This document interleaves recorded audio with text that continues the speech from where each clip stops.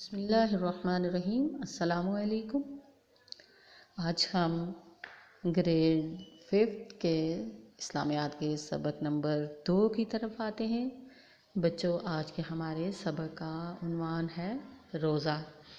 اپنی اسلامیات نکال لیجیے اور صفحہ نمبر 12 کے اوپر دیکھیے۔ آج ہم روزے کا تعارف اور اس کی اہمیت کے بارے میں پڑھیں گے۔ بچوں، حدیث پاک میں آتا ہے، رسول اللہ صلی اللہ علیہ وآلہ وسلم نے فرمایا ہے کہ جس نے روزہ دار کا روزہ کھلوایا تو اس کو روزہ دار جیسا اجر ملے گا۔ دوسری حدیث ہے آقا علیہ الصلوۃ والسلام کی کہ افطار کے وقت کی جانے والی دعا قبول ہوتی ہے، اسے کسی بھی طرح سے رد نہیں کیا جاتا۔ آئیے بچوں، آج ہم پڑھتے ہیں روزے کے تعارف کے بارے میں۔ تو بچوں، روزہ جیسا کہ رمضان شریف کا مہینہ گزر چکا اور آپ نے بھی روزہ رکھا اور آپ کو اس کے بارے میں پتہ بھی چلا ہوگا، لیکن مزید تفصیلات کے لیے آج ہم اس لیسن کی طرف آتے ہیں۔ ہمارا روزہ کیا ہے؟ روزہ اسلام کا تیسرا رکن ہے۔ پہلا رکن کیا ہے؟ کلمہ طیب، دوسرا نماز، اور تیسرا رکن ہے ہمارا اسلام کا روزہ۔ روزہ بھی ہر مسلمان پر فرض ہے۔ اللہ تعالیٰ سورہ بقرہ کے اندر آیت نمبر 183 کے اندر فرماتے ہیں کہ اے ایمان والو، تم پر روزے فرض کیے گئے ہیں جس طرح تم سے پہلے لوگوں پر فرض کیے گئے تھے تاکہ تم تقوی اختیار کرو۔ تو بچوں، روزے کو عربی میں صوم کہتے ہیں، جس کا مطلب ہے خود کو روکنا، کیونکہ روزے رمضان کے مہینے میں رکھے جاتے ہیں اور ان کی تعداد 29 یا 30 ہوتی ہے۔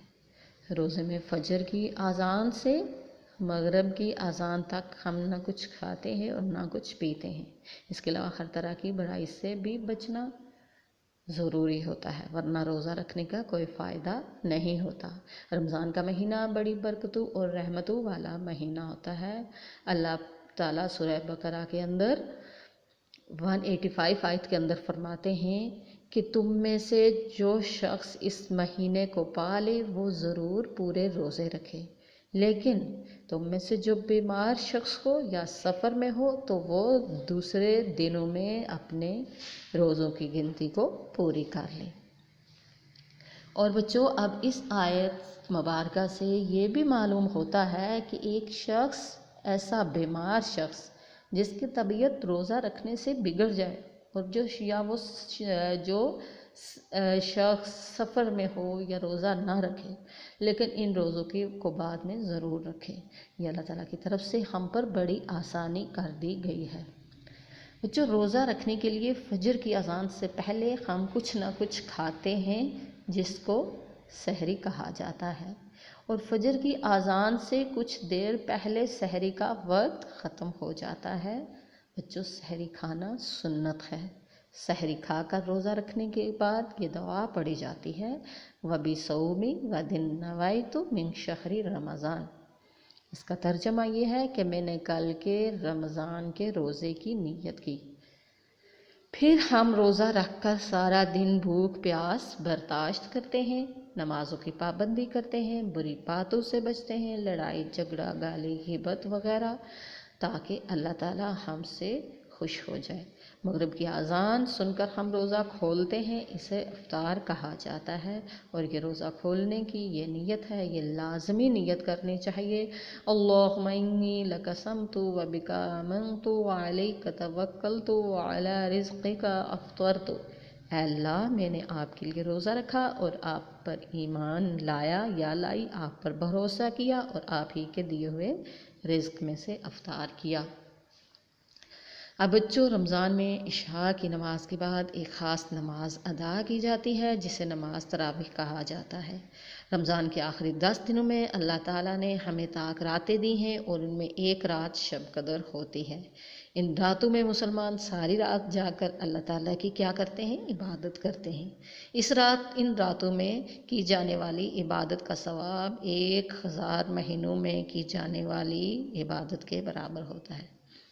اب ہم رمضان کے روزے اللہ تعالیٰ کے حکم کے مطابق رکھتے ہیں، اور اللہ تعالیٰ جب ہم اللہ کے حکم کے مطابق روزے رکھیں گے تو اللہ تعالیٰ اس کا ہمیں بے پناہ اجر و ثواب عطا فرمائیں گے۔ حدیث نبوی میں آتا ہے کہ اللہ تعالیٰ فرماتا ہے کہ یہ روزہ میرے لیے ہے اور میں ہی اس کا اجر دوں گا۔ بچوں ایک اور حدیث ہے، حضور آقا علیہ الصلوۃ والسلام فرماتے ہیں کہ جنت کا ایک دروازہ ریحان ہے جس میں صرف روزہ دار ہی داخل ہوں گے۔ اور بچوں اب سوچ کے مجھے بتائیے کہ رمضان ختم ہونے پر مسلمان خوشی کا کون سا تہوار مناتے ہیں؟ تو یقیناً آپ کو پتہ ہوگا، اور آپ نے اس کو اپنی کاپی میں بھی لکھنا ہے، اور اپنی کاپی میں آپ نے روزے میں اچھے کام کرنے یا برے کاموں سے بچنے کی ایک پوری فہرست بھی بنانی ہے کہ کون سے اچھے کام کرنے ہیں اور کون سے برے کاموں سے بچنا ہے۔ آئیے آگے ایکسرسائز کی طرف دیکھتے ہیں۔ یہ آپ کو ورک شیٹس بھی دی جائیں گی، وہ بھی سالو کرنی ہے، اور اپنی کاپی کے اوپر آپ نے بہت خوبصورت لکھائی میں سوالات کے جوابات بھی لکھنے ہیں، اور ان کو آپ نے یاد بھی کرنا ہے تاکہ جب ہمارا اسکول کھلے گا تو ہم آپ سے اس کا ٹیسٹ لیں۔ اب سوال نمبر 1 ہے روزہ کیا ہے، اور اس کے بارے میں مختصر لکھیے۔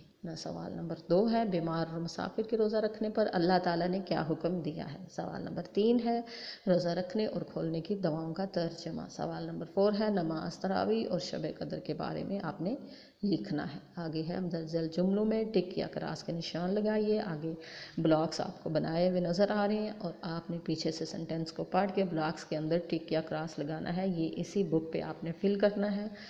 روزے کو عربی میں صوم کہتے ہیں۔ نمبر 2 پہ ہے رمضان کا مہینہ بڑی برکتوں اور رحمتوں والا مہینہ ہے۔ نمبر 3 ہے روزے میں صرف کھانا پینا منع ہے۔ نمبر 4 پہ ہے رمضان میں مغرب کی نماز کے بعد پڑھی جانے والی خاص نماز کو نماز تراویح کہتے ہیں۔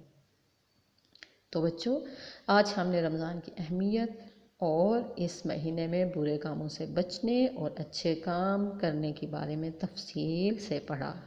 نیز سحری اور افطاری کی دعائیں بھی پڑھی۔ اب آپ نے سحری اور افطاری کی دعائیں زبانی یاد کرنی ہیں۔ انشاءاللہ نیکسٹ سبق کے ساتھ پھر ملیں گے۔ السلام علیکم ورحمۃ اللہ تعالیٰ وبرکاتہ۔